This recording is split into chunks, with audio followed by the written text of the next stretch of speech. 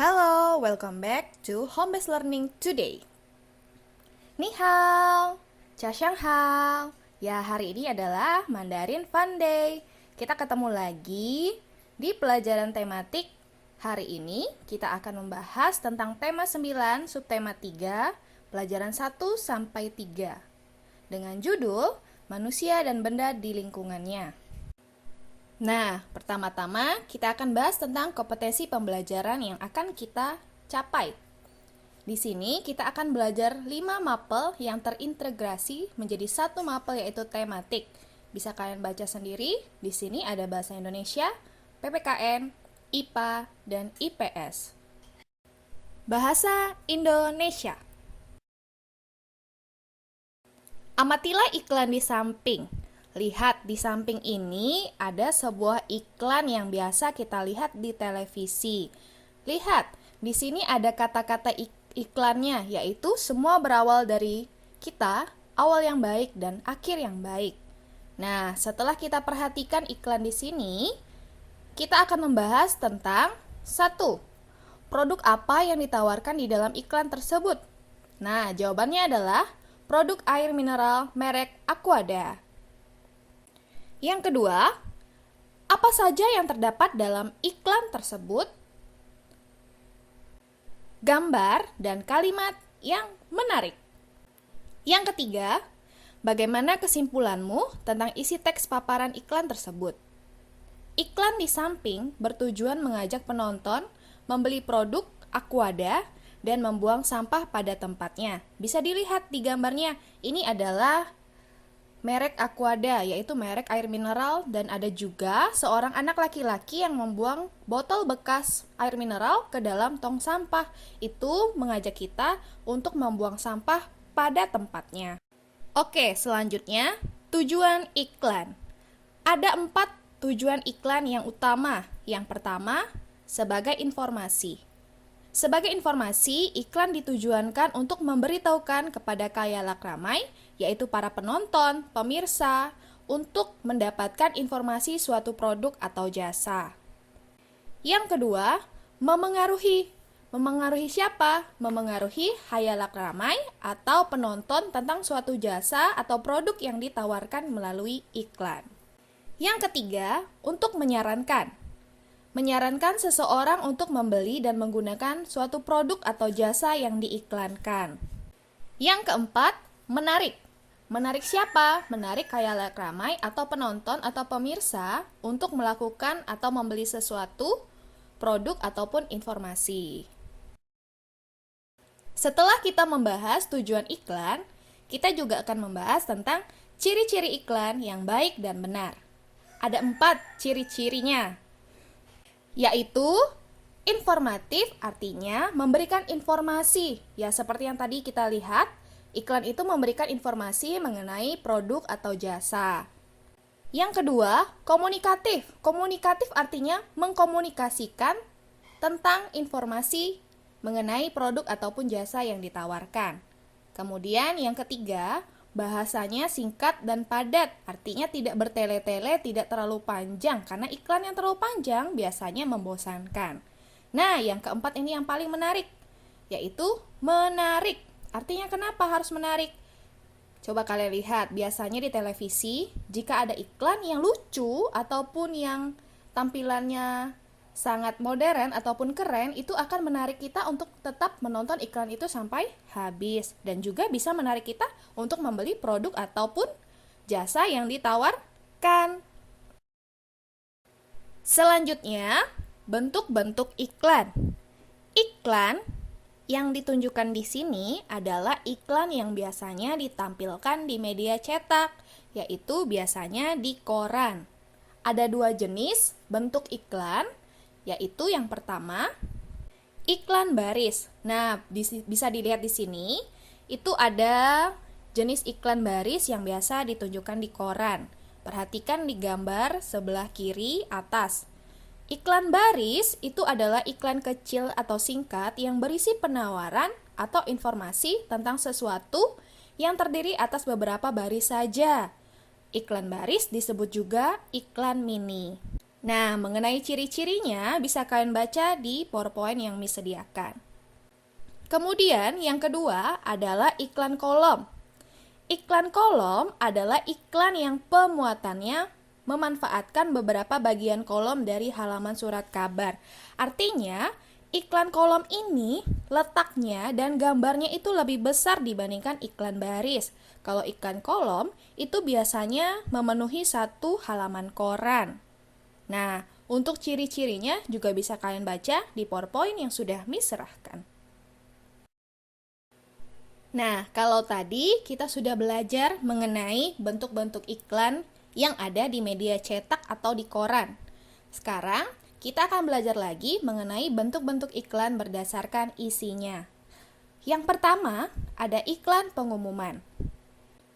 Iklan pengumuman atau iklan pemberitahuan adalah iklan yang bertujuan menarik perhatian khalayak umum tentang suatu hal. Misalnya iklan duka cita yang bisa kalian lihat di gambar di samping. Nah, ini adalah pengumuman tentang seseorang yang meninggal sehingga dibuatkan iklan untuk menarik perhatian khalayak umum untuk mengetahui bahwa informasi bahwa seseorang telah meninggal. Yang kedua, iklan penawaran atau niaga. Iklan penawaran atau niaga yaitu iklan yang bertujuankan menawarkan sesuatu, misalnya iklan barang. Nah, iklan penawaran ini biasanya banyak kita lihat di televisi, di YouTube, di internet, di website, dan sebagainya. Oke, yang terakhir, yang ketiga, iklan layanan masyarakat.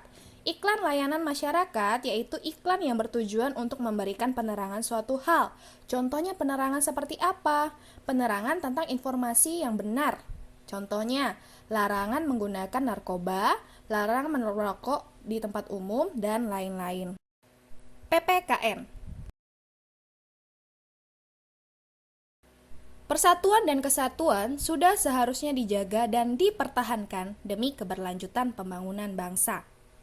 Persatuan dan kesatuan sangat penting di lingkungan keluarga, sekolah, masyarakat, dan negara.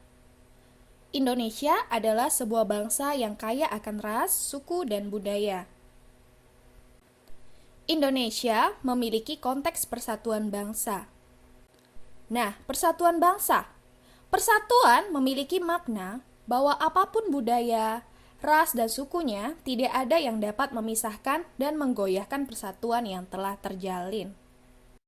Nah, kalau tadi kita tahu apa saja manfaat persatuan dan kesatuan demi menjaga kerukunan bangsa, yaitu untuk melanjutkan perjuangan para pahlawan kita yang dahulu, supaya kita tetap menjaga dan mempertahankan persatuan dan kesatuan, supaya negara kita juga menjadi negara yang kokoh dan tidak bisa dijajah lagi. Sekarang kita akan lanjutkan beberapa sebab dan akibat yang dapat ditimbulkan jika tidak adanya persatuan dan kesatuan. Nah, di lingkungan keluarga yang pertama, akan terjadi pertengkaran, kurangnya kerukunan dan kurangnya keakraban di dalam keluarga. Bisa kita lihat di masa sekarang, banyak sekali di dalam keluarga sendiri itu terjadi pertengkaran, KDRT, yaitu kekerasan dalam rumah tangga, itu dikarenakan kurangnya persatuan dan kesatuan. Yang kedua, jika terjadi di lingkungan sekolah, akan terjadi kelompok-kelompok siswa menjadi seseorang siswa yang sombong dan tidak peduli dengan sesama temannya. Banyak yang membeda-bedakan, mengolok-olok teman, sehingga juga dapat terjadi tawuran. Ketiga, di lingkungan masyarakat. Jika tidak adanya persatuan dan kesatuan di lingkungan masyarakat, maka tidak akan terjadi kepedulian. Kepentingan golongan ataupun suku-suku yang tertentu akan diutamakan di dalam masyarakat dibanding kepentingan bersama. Dan yang ketiga, akan berdampak bahwa tidak akan adanya kerjasama antar masyarakat. Jika di lingkungan negara, di lingkup negara, jika tidak adanya persatuan dan kesatuan, maka akan hilang tenggang rasa dan toleransi di dalam masyarakat, sehingga banyak sekali masyarakat yang mudah tersinggung ataupun tidak menerima perbedaan yang ada di masyarakat. Yang kedua, akan menjadi bangsa yang terpecah belah. Dan yang ketiga, jika tidak ada persatuan, maka pertahanan dan keamanan bangsa akan melemah. Jadi mudah saja jika terjadi teror. IPA. Oke, mengenai pelajaran IPA, kita akan belajar tentang zat tunggal dan campuran. Ini juga kita dapatkan di pelajaran minggu lalu. Oleh karena itu, kita akan mengulang pelajaran minggu lalu. Yang pertama adalah zat tunggal, disebut juga zat murni, yaitu zat yang komponen penyusunnya hanya satu zat atau materi. Zat tunggal terdiri atas dua jenis, yaitu unsur dan senyawa. Bisa dilihat di sini contoh-contohnya. Unsur contohnya ada besi, emas, aluminium, karbon, nitrogen, tembaga, perak, dan seng. Juga ada oksigen. Selanjutnya, senyawa. Senyawa contohnya kita bisa lihat di kehidupan sehari-hari, misalnya ada garam dapur, gula pasir, asam cuka, soda kue, dan vitamin C. Yang kedua, campuran. Seperti namanya, yaitu campuran, yaitu adalah gabungan atau kombinasi dari dua zat atau lebih yang sifat asalnya tidak hilang sama sekali. Campuran dapat dibentuk dari gabungan unsur dengan unsur, senyawa dengan unsur, atau senyawa dengan senyawa. Nah, lihat beberapa contoh campuran. Ada air laut. Air laut adalah campuran dari unsur dan senyawa, yaitu air dan juga garam laut.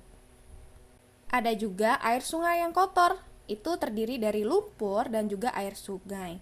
Selanjutnya ada air kopi, air teh, larutan garam, larutan gula, sirup buah, baja, kuningan, udara, dan tanah. Itu adalah contoh-contoh IPS.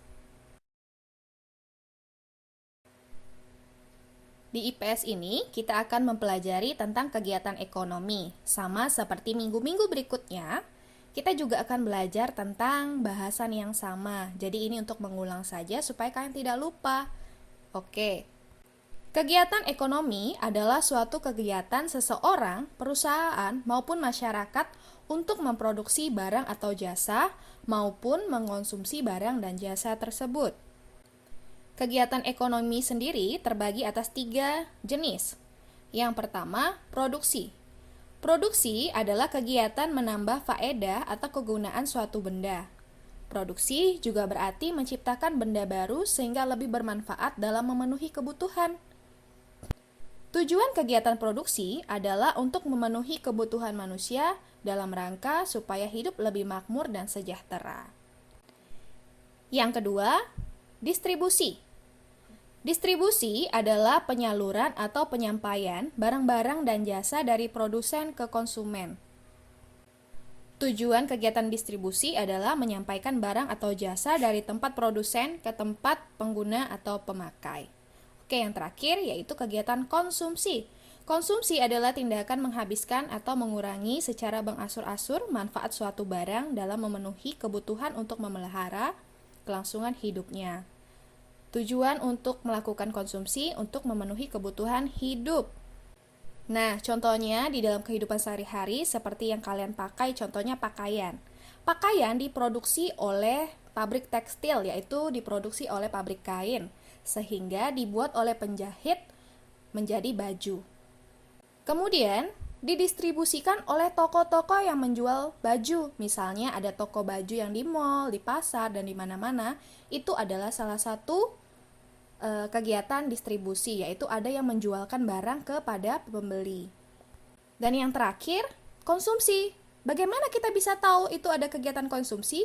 Ketika kamu pergi ke pasar dan membeli pakaian yang tadi diproduksi oleh produsen, itulah contoh kegiatan konsumsi. Kamu pakai pakaian itu supaya kamu bisa tidak terkena panas, tidak terkena dingin, dan itu akan membantu kamu untuk melakukan aktivitas sehari-hari, supaya dengan pakaian nyaman, kamu juga akan beraktivitas secara nyaman. Nah, untuk pembelajaran 1-3 cukup sekian. Terima kasih atas perhatiannya. Kita lanjutkan lagi dengan pembelajaran 4-6 di slide berikutnya.